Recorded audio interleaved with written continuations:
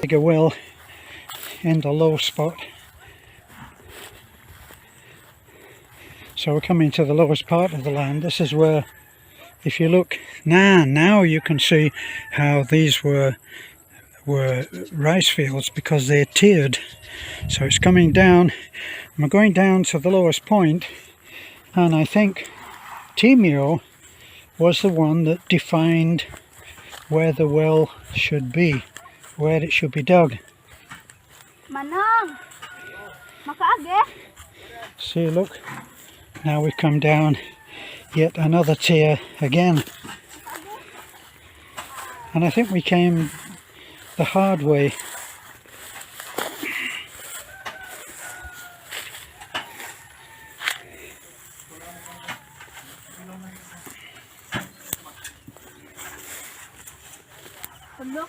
Oh yeah, I'm really all up for this.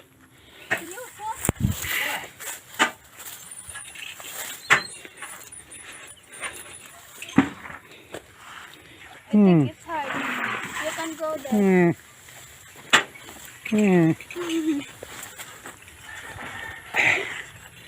Okay, so far so good.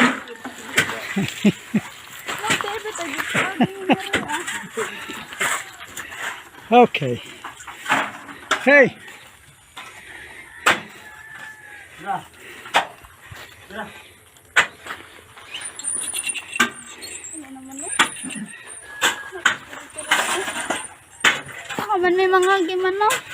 Look at this, nothing easy about digging a well.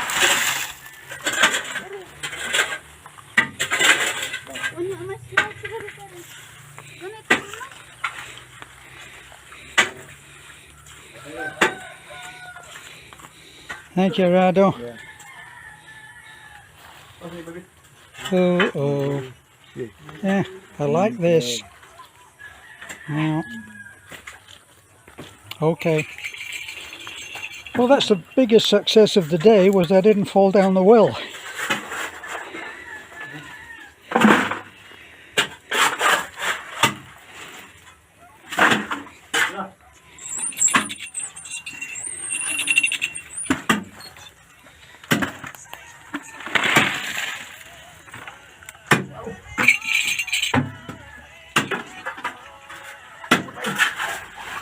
And that is the favorite digging tool of Filipinos.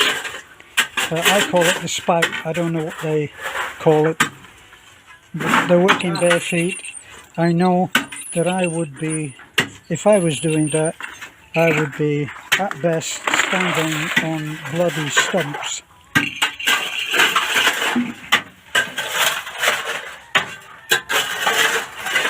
So one loosening the earth, and then another to dig what has been loosened, put it in the bucket, and then hauled up. As you can see, Rado is hauled up and dumped.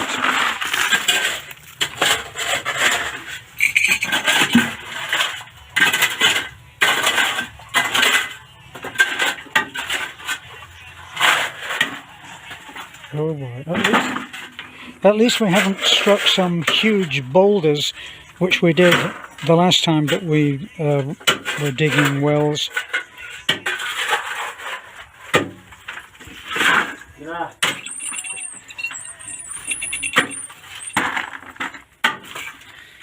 Now I'm looking, I think that we're probably at 12 feet. If you look at that young man down there and consider that he is about average height, 5'6", 10, maybe 12 feet at its deepest point, and it's around, I would say 8 feet by 8 feet. That's a lot of earth being pulled out of there.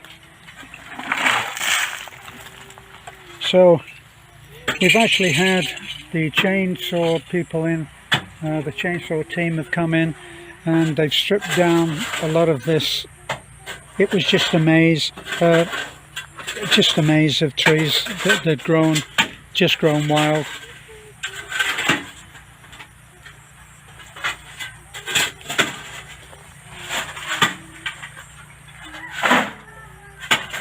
So you can see they're about up on the top there.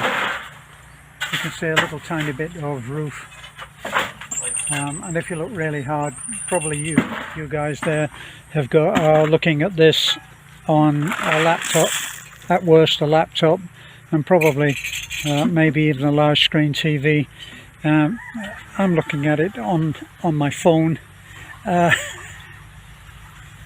there's a whole little settlement there of roofs, houses, and people living there, and that's right on the edge of this property. So unfortunately it has to be guarded against that. When we looked before the purchase was made of the land, they were already over on the side of outside of their own property, and it would have remained like that if we didn't do something about it. So unfortunately it's a necessity that we put up a fence. At the posh part we'll be putting up fence work, which I don't think you can see any of it from here.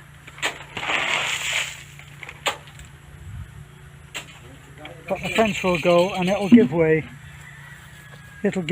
to concrete posts and probably barbed wire. Now this wire here is for some reason, and in my ignorance I'll say that it's probably the property line. So all of these trees, a lot of this you would say, well, isn't it useful for something? Not all trees in the Philippines are good for building, and there are only certain trees. In the case of old coconut, some of that can be used. Old coconut, yes. If it's young coconut, first of all, you're not supposed to be cutting down coconut that is young and vibrant and alive. But the older stuff, and it's on your land, then it's inevitably going to be cut down and cleared, because this was a jungle before. If you look over there, you can see how dense that is over there, and that was the same here. You could really see very little of what the property was about, but now you can actually see, going over there from the higher points, you can actually see Cebu.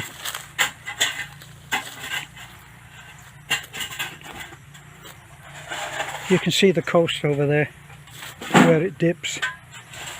Of course we're not high enough here.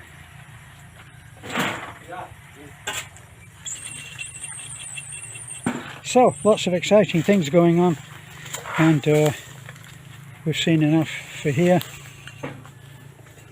So let's get back up top. See you later again.